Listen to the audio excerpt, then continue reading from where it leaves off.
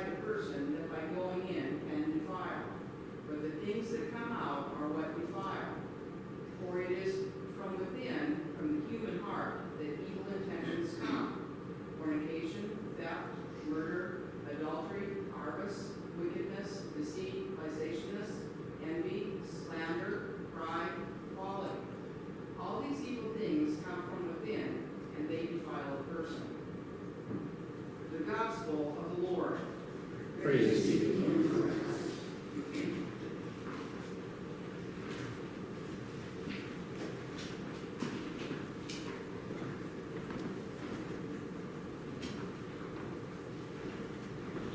Please be seated.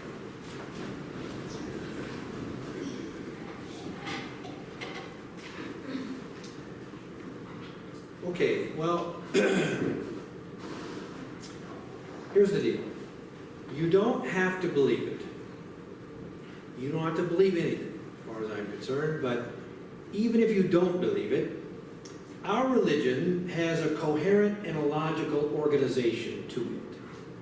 It's not just a bunch of stories that we tell each other. There is a logical, a coherent organization. Here it is. In the beginning and forever, forever before, now and forever going forward, there has always been an immortal, eternal Trinity. Okay? And then that Trinity, that God, got enfleshed in Jesus Christ, in the incarnation. We talked about that last week. Then there was death, and then there was resurrection, and then there was ascension. Trinity now back together, right? And then, at Pentecost, the gift of the indwelling Spirit. So God again here on earth with us, now in a new way, in us as individuals and as communities, and now we become the embodied Word, right? So we have Trinity, then Jesus, then back up, now up or down, however you see it, okay? Then together, now the Spirit to us, now God dwells among us again, see? And we become the embodied Word. And to what end have we been given this great gift of the indwelling Spirit? That's the great question of the book of James, the epistle of James. Why in the world did God give us this gift of the Holy Spirit? What difference does it make? So what? James attempts to answer that question. It's the great theme of the whole book. And James basically says, if you have faith in God and you have the Spirit of God, should your life reflect that in any noticeable way? If you've been given this great Spirit of God. And what are the consequences to both self and to neighbor and to faith community if your life does not reflect any change? See? So I have a story. I let you down in a big way this week. On Mondays, we begin to work when we preach, right, Karen? We begin on Mondays and we start reading the texts, yeah?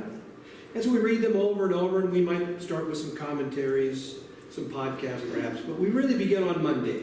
And now I've taken, for many years now, I've decided basically by season if I'm going to take Fridays off or Mondays off. And so for a long time now, I've been taking Mondays off, and now I'm going to take Fridays off for a while. It allows me to go and have a 3-day weekend with my daughter and son-in-law and kids anyway. Point is, I changed this week. So I worked Monday. That's what I want to tell you. That's not how I let you down. That part's coming. So I worked Monday, and I worked all day Monday in the office, and I'm reading, and I'm getting ready for my sermon. I'm really steeped in the texts already, right? Okay, so now it's Tuesday, and Tuesdays I always at 1:30 I go across to the Christian church over here on First Avenue by the post office, and several of us who preach on the same text, the Methodists and the Lutherans and the Episcopalians, we all get together and we talk about the texts. What are you going to preach on? What are you thinking? Blah, blah, blah. It's really very, very helpful. So I have that. And then I wake up every night about 2 o'clock to, visit the restroom. And then I come back and I lay in bed and I can't get right to sleep. And so I'm thinking about the texts. Yeah? And that's how it works every single week. And so I have no excuse for not knowing what's going on in the text. In fact, I know what's happening, and it's really important to me what's happening in the texts. So now it's Wednesday, and I have the stress of knowing that I'm going to take Friday off, so I got to write a sermon by Thursday. By the time I leave here on Thursday, I got to have a sermon in the can. Okay, so there's that stress building. And I'm reading, and I'm rereading, and I'm drafting sermons. Now, Wednesday afternoon, I call a local business on personal business. And I talk to them about a project I'm working on. I don't know why I'm coding this in language. I call a bank, not your bank. Thank God I don't have to apologize to you. See, here's what's coming. I call a bank about getting a small home equity loan to put a hot tub in my house because I'm old and my bones hurt and I want to do this. So anyway, I had the guy get on the phone, starts to disrespect me, in my opinion. He says to me, I can't meet with you this week. And I'm like, you can't meet with me this week? What are you talking about? I've been a depositor at this bank for a long, long time. You can't meet with me this week. What do you say? I can't meet. I don't have anybody. And all of a sudden, it all starts to escalate, right? And so he starts to get mad, and I start to get mad. And before it's all done, we're yelling at each other in the phone. Has this ever happened to you? And I'll tell you what it came from. It came from my pride, and it came from my anger, and I then became very unkind to this poor person who's just doing their job. And I became indignant. And we ended up face to face. And see, all of this that happened to me, this is what I want to tell you. All of it happens to me in light of James 1:19. James 1:19, which says, you must understand this, my beloved. Let everyone be quick to listen, slow to speak, slow to anger. Remember, I have steeped in this text all week.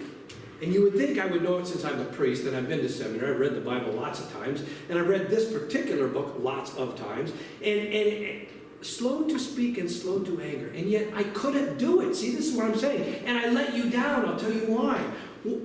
Your rector, imagine my humility when I showed up at the bank in my black suit, with my collar, knowing I just yelled at this person. See what I'm saying? And I show up.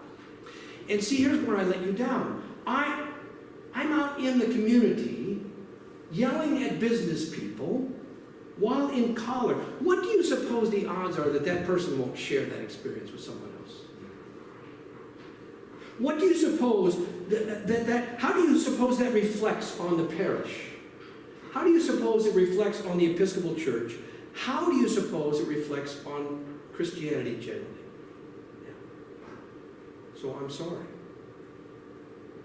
We did get together face to face, during which we apologized to each other, and we did forgive each other. And then the next day I wrote a note on my stationery, and I sent it to him. And honest to God, you guys, I'm going to try to do better. I really am.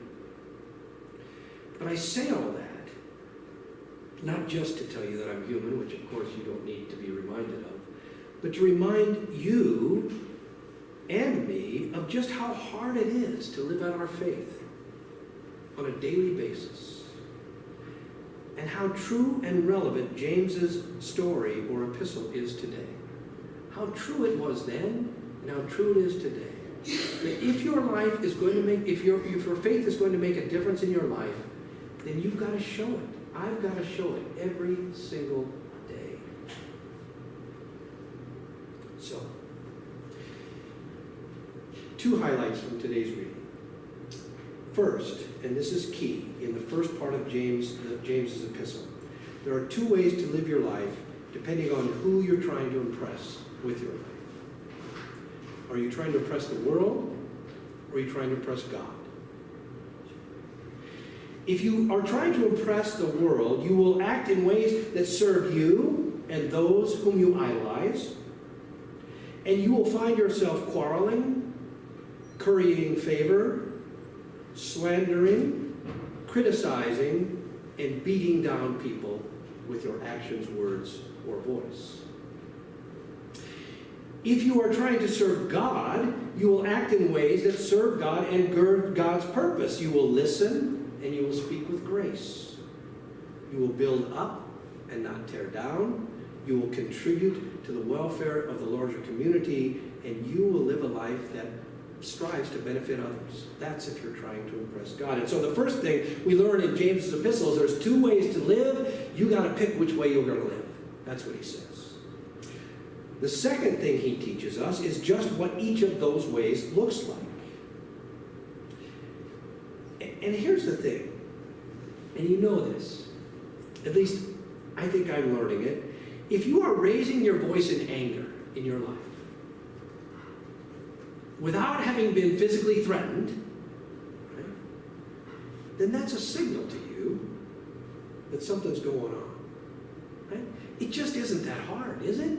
Is it that hard to do the next right thing in life? It's not. Your stomach tells you when you're messing up. It does. When you raise your voice in anger to someone, unless they're physically threatening you, that's a signal that you're on the wrong track. It just is.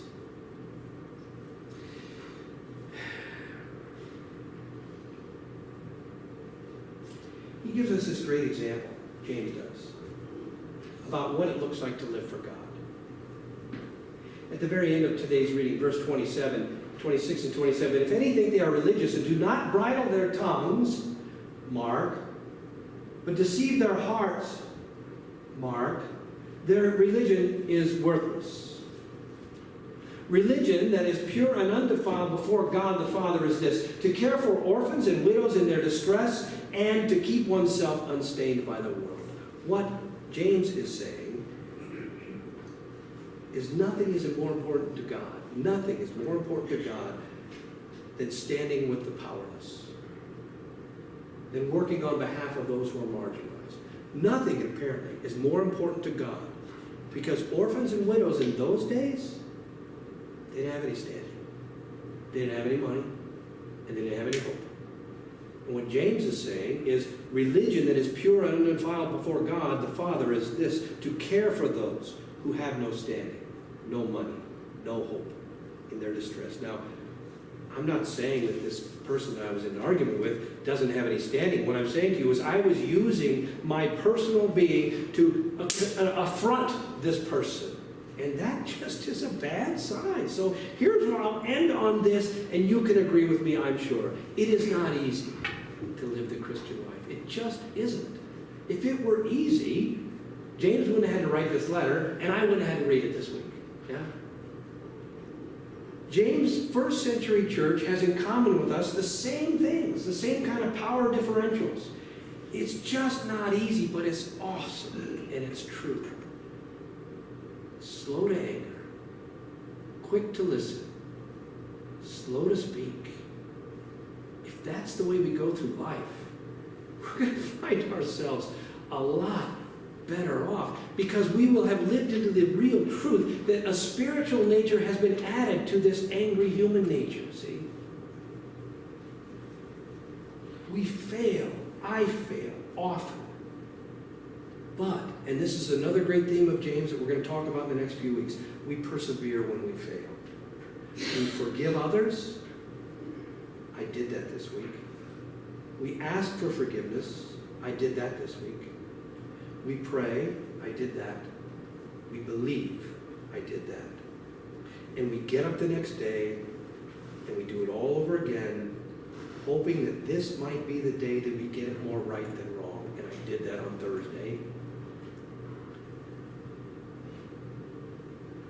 I live in this community with you, and I represent you to this community. This week, I learned the hard lesson once again in my life, that what I do and how I live reflects not only on me and my family, but on you, on this parish, on the Episcopal Church, on Christians, and on all the people of God. And like James says about this mirror, I hope not to forget that lesson anytime soon.